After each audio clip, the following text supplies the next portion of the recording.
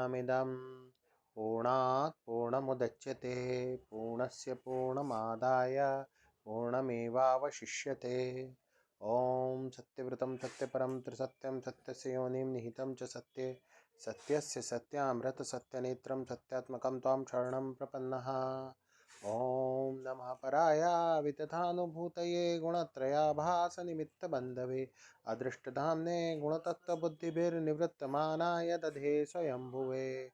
श्रीराम जय जय राम श्रीराम श्रीराम जय जय राम श्रीराम जय जय राम। राम राम।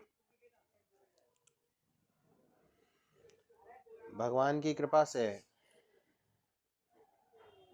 आज भगवान शिव की पावन चरित्र सुनेंगे और शिव पुराण में से सुनेंगे।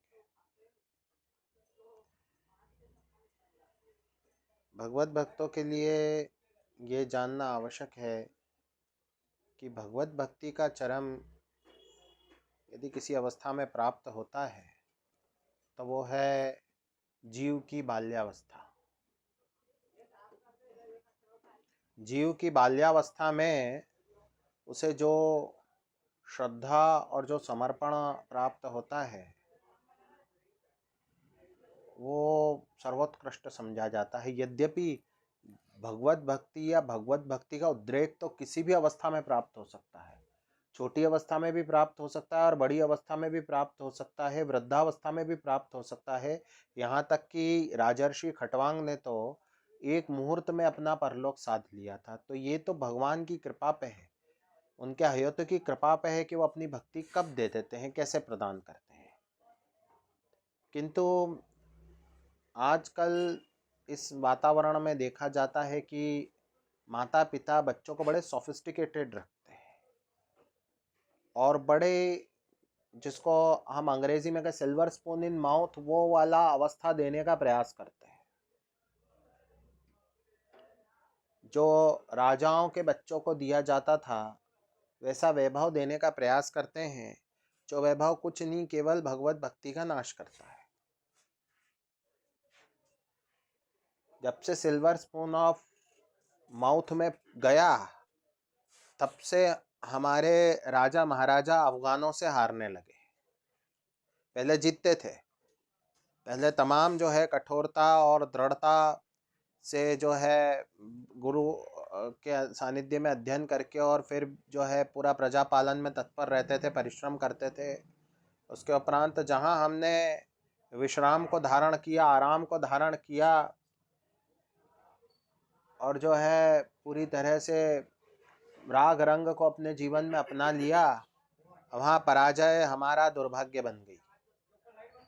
वहीं अफगान योद्धा जो है वो पर्वतों में पल के बड़े होते थे, तो उनके लिए जो है जीवन की कठोरता, दुरूहता बहुत साधारण बात है।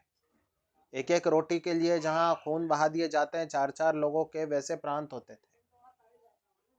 बात समझने की है कि वीरता में भी जब इतनी बातें लागू हो जाया करती है तो भगवत भक्ति तो ऐसा जो है गुण है, ऐसा सद्गुण है, बाल्यावस्था से प्राप्त होना चाहिए।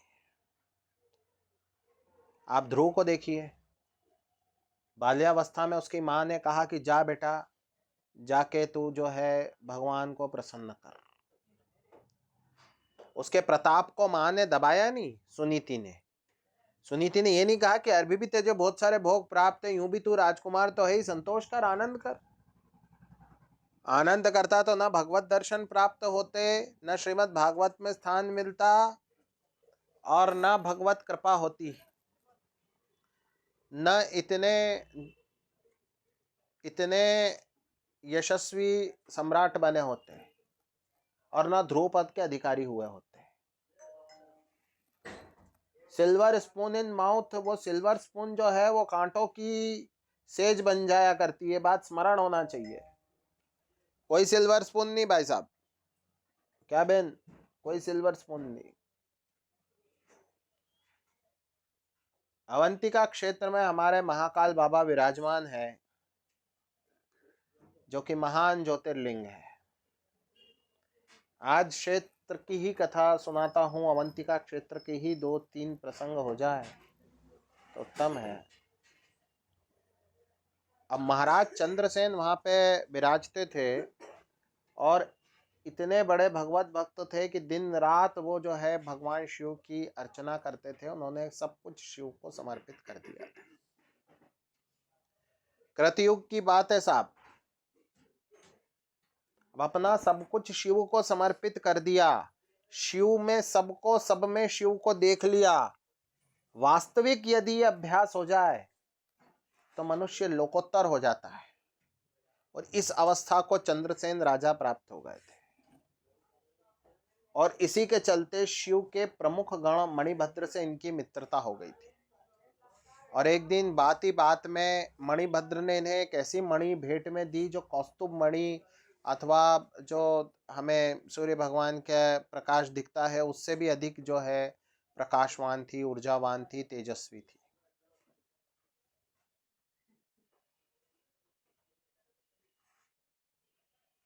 मणि के चर्चे तो संसार में सर्वत्र प्रसारित होने लगे। अब राजा ऐसा नहीं है कि अकर्मण्य थे, केवल भक्ति करते थे, वो प्रजा पालन भी करते थे। समय पे भक्ति करते थे, समय पे प्रजा के निकट भी बैठते थे, बाकी सब में शिव को, शिव में सबको देखते थे, है ना। हो क्या गया कि राजाओं ने कहा ये राजा के पास तो मणि है, अकेले अवंतीश का क्षेत्र को जीत ही नहीं सकते। तो जो है सिंडिकेट बना लिया सबने, बहुत सारे राजाओं ने एक संगठन बना लिया सबने। कहा ये राजा को जो है दबा के, इस राजा को डरा के, इस राजा को पीड़ित करके, संभव हुआ तो इसके राज्य पे ही जो है हम कब्जा कर लेंगे, नहीं तो सबकी सेना लेके इसके राज्य के आसपास घेरा डाल देते हैं। डरेगा, घबराएगा, मणि अपने आप दे देगा, या तो मणि दे देगा या तो राज्य ले लेते हैं। इस तरह से जो है षड्यंत्र करके और कुचेष्टा करके और राजाओं ने राज्य के आसपास घेरा डाल दिया। जो सब में शिव को और शिव में सबको देखते हैं, उसकी एक बड़ी परीक्षा थी। ये पूरे राज्य के सामने महान संकट उपस्थित था। उनकी इतनी सेना नहीं थी जितनी 4 गुना वो सेना या 10 गुना सेना लेकर के बैठे हुए थे, और सब बड़े आक्रामक शैली में दिखाई पड़ते थे। क्या करे नरेश? नरेश ने कुछ भी नहीं किया। नरेश ने सब कुछ शिव को समर्पित कर दिया था, अनन्य भाव से शिव की उपासना करने लगे।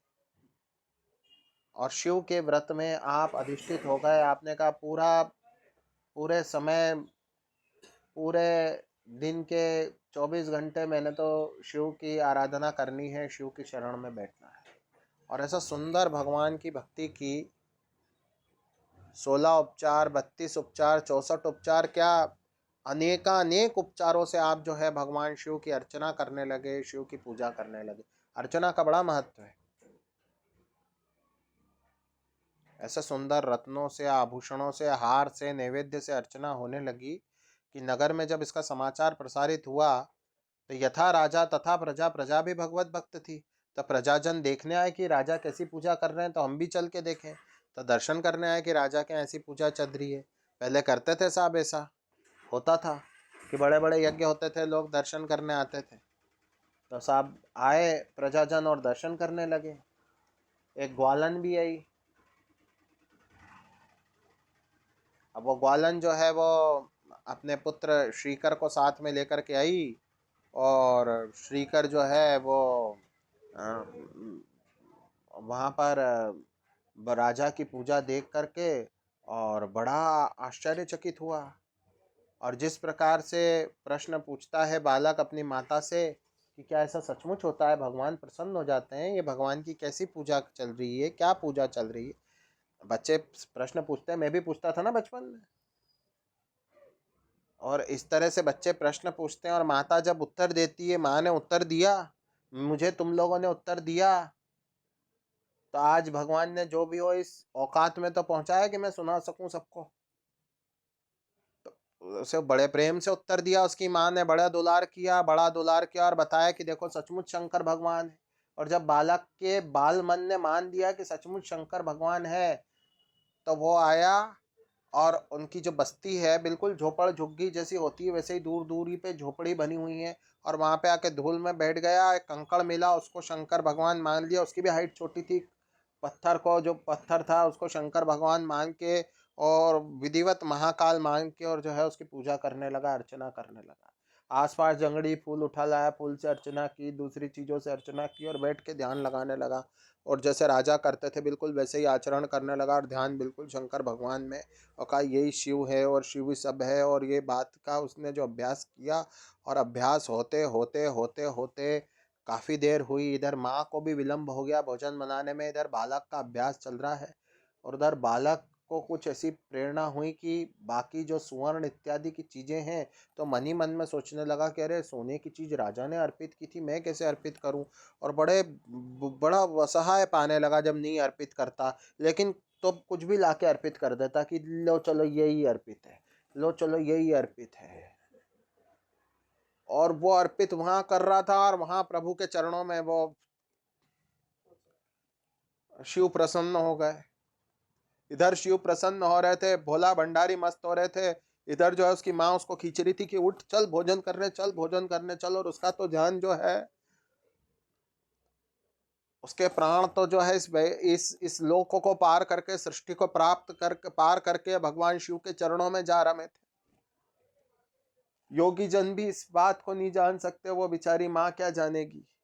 वो थकार के कहा, उसने कहा मर। और वो जाके चली गई वहां पे और मूर्छित अवस्था में लेट सी गई। इधर जो बालक को उसने धक्का दिया था तो बालक भी पड़ गया। और जब शंकर भगवान का श्रृंगार थोड़ा अस्त व्यस्त पाया तो उसके मन में भी उसने देखा कि भगवान का श्रृंगार अस्त व्यस्त हुआ, तो मूर्छित होके पड़ गया। और मूर्छा खुली तो स्वयं को राजभवन में पाया। और ग्वालन भी जो है राजरानी की तरह सुशोभित होने लगी। और इंद्र का स्वर्ग भी लजा जाए ऐसा सुंदर जो है वो क्षेत्र का निर्माण हो गया शंकर भगवान की कृपा से, एक सेकंड के अंदर। और पूरा का पूरा क्षेत्र दैदीप्यमान हो उठा। समाचार मिला तो अब बारी राजा की थी। राजा देखने आए कि ये क्या हो गया, और पूरा नगर देखने आया। और चंद्रसेन को जहां दिखा बालक, और बालक ने देखा कि जहां सामग्रियां अब तो प्राप्त हो गई, तो फिर से उसने तो पूजा आरंभ कर दी। भगवान में ही सब है, भगवान ही सब है और सभी भगवान है। राजाओं के भी बहुत सारा इंटेलिजेंस जो है नगर के भीतर था कि नगर की क्या सूचनाएं लाके दो। तो इंटेलिजेंस ने जो है झट से समाचार भिजवाया कि साहब अंदर जो है वो इस प्रकार की बात हो गई है। कि सचमुच का, हाँ सचमुच हो गई है, आंखों देखी है। जहाँ बस्ती थी वीराना था, वहां बड़े बड़े भवन है। कहीं पहाड़ यहाड़ पे चढ़ के एक दो ने देख भी लिया कि सचमुच बड़े बड़े भवन बने हुए हैं, ऐसे भवन इस लोक में तो नहीं पाया जाता। उन्होंने कहा सचमुच हो गए। तुमने कहा आप चल के पैर पड़ लो, नहीं तो जूते पड़ेंगे। इतना मुश्किल हो जाएगा।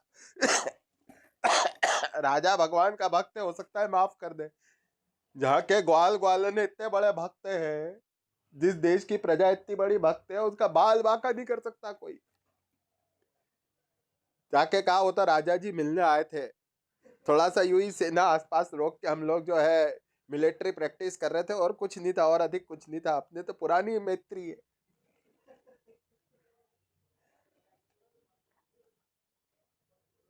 हनुमान जी महाराज प्रकट हो गए वहां पे, और हनुमान जी महाराज ने कहा इस बालक के वंश में नंद बाबा का प्राकट्य होगा, जिनके यहाँ भगवान श्री कृष्ण लीला करेंगे। इस बालक को अभिष्ट लोक की प्राप्ति निश्चित है। बालक ने और उसकी माँ ने, दोनों ने शिव का धाम प्राप्त किया। राजा ने भी शिव का धाम प्राप्त किया। कथा सुनने के भी मैनर्स होने चाहिए, तमीज होने चाहिए।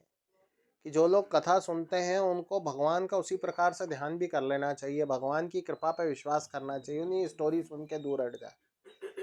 शंकर भगवान वास्तव में कृपा करते हैं।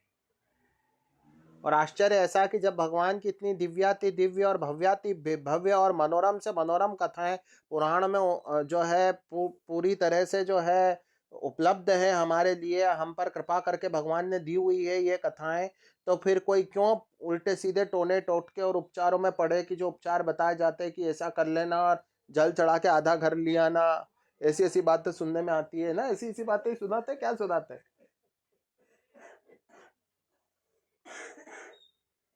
लेडीसें सुबह सुबह भागती दिखाई पड़ती है, जो 8 बजे उठा करती थी, 8 बजे उठा करती थी, सुबह 5 बजे उठ के भगा करती है कि काम हो जाए। काम नहीं होता है तो अश्रद्धा के अतिरिक्त और कुछ नहीं होता, ऐसे कुछ नहीं मिलता। कोई श्रीकर गोप ने भवन इत्यादि नहीं मांगे थे, शंकर भगवान ने दया कर दी थी कि जो अद्वैती होता है, जो वास्तव में जीव को देह से परे देखता है, जो जीवात्मा को इस नश्वर संसार से ऊपर पा लेता है, उसको यदि कोई पीड़ा हो जाए, कोई भी पीड़ा हो जाए उसको, अभी धनुर्मास हो जाए उसके उपरांत अष्टावक्र गीता सुनाता हूं ना मैं। और धनुर्मास में भी पुराणिक कथा का चूंकि मैंने विचार किया हुआ है, संकल्प लिया हुआ हूं, कल एकादश स्कंद सुनाता हूं भागवत जी का। अपने को क्या, अपने को ही तो सुनाना है, जो मर्जी सुना है। तो जो जो निर्विकार है, जो जो अध्यात्म को धारण किए हुए हैं, जिसने जिसने परमहंस की वृत्ति धारण कर ली है, उसको यदि प्रहार कोई भी पीड़ित कर जाए तो ये बात तो बड़ी बड़े जो असुर हैं, दानव हैं, ये भी जानते हैं कि इन पे प्रहार नहीं बनता है। रावण ने सनकादि ऋषियों पे आक्रमण नहीं किया था, या देवर्षि नारद पे कोई भी आक्रमण नहीं करता है। कंस भी इतना प्रमादी था, और नारायण भजन करने वाले पे उसने प्रहार नहीं किया, नारायण पे कर दिया, भजनानंदी पे प्रहार नहीं किया। उसको मालूम है प्रहार कई गुना होके मेरे पे पड़ेगा। बल्कि नारद की बात सही मान ली कि हाँ बात सही है कि ये 8 लकीरें हैं, इधर से भी आरंभ कर लो, इधर से भी, बिल्कुल सही मानिए। क्या बिल्कुल सही बात है गुरु महाराज। परमहंस वृत्ति के अपने जो है भगवान की कृपा से लाभ हैं, और वो लाभ परमहंस अनुभव नहीं करता है, संसार अनुभव करता है। वो जो राजा थे उनने देख लिया कि नहीं, अब यहाँ किसी प्रकार के शाणापना नहीं काम करेगा, यहाँ तो निकलो, यहाँ से तो भगना भारी पड़ जाएगा।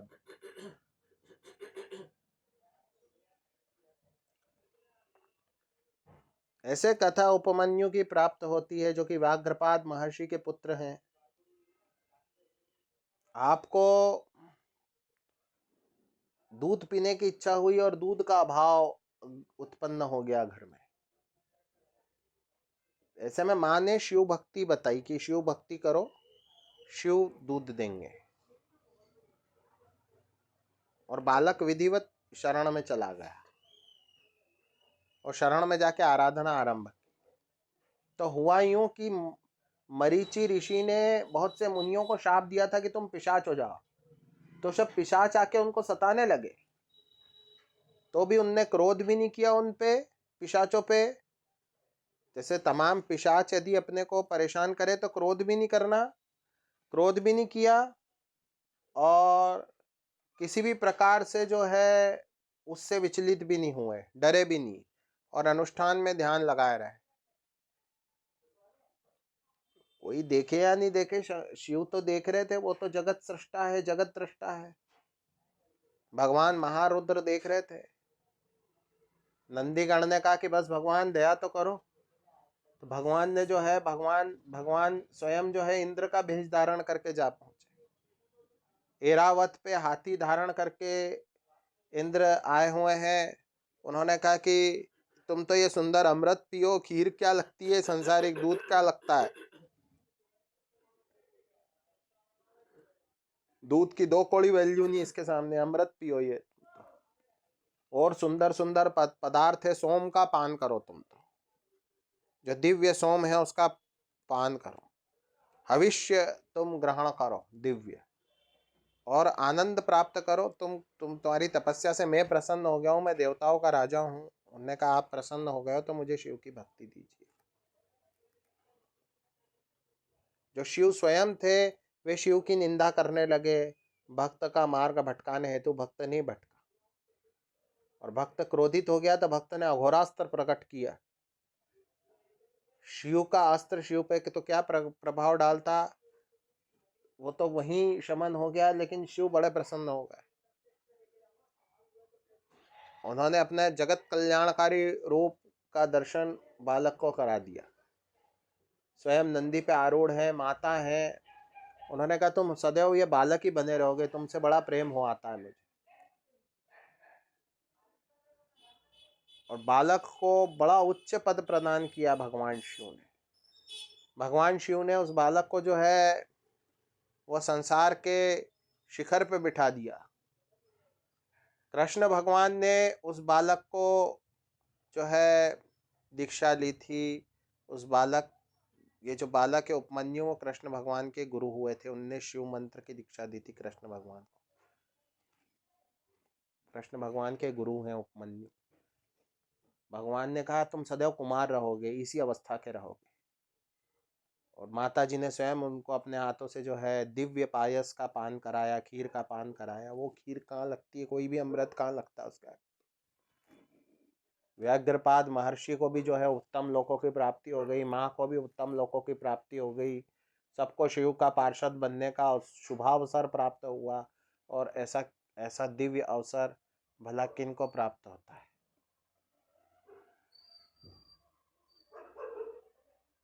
ऐसे ही एक महात्मा मंकणक हुए, उनके हाथों से रक्त बहता जब उन्होंने देखा तो बोले कितना सुंदर लग रहा है, देखो।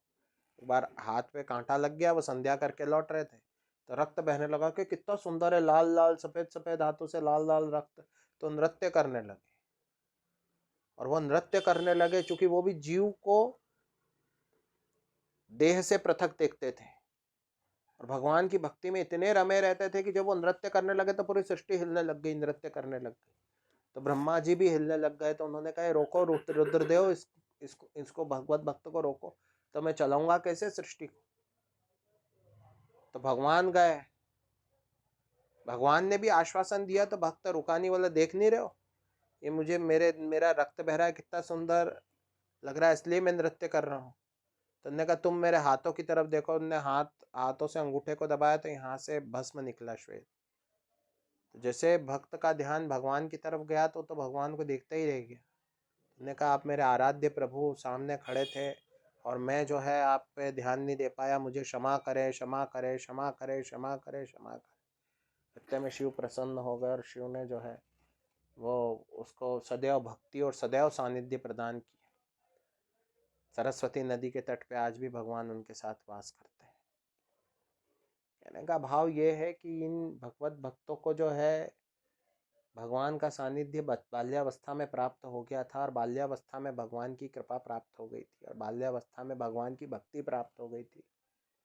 तो ये प्राप्त करना एक किसी भी जीव के लिए बहुत बड़ी बात है, मैं समझता हूँ। और जिनको नी भी हुई हो वो बड़ी अवस्था में ही प्राप्त कर ले।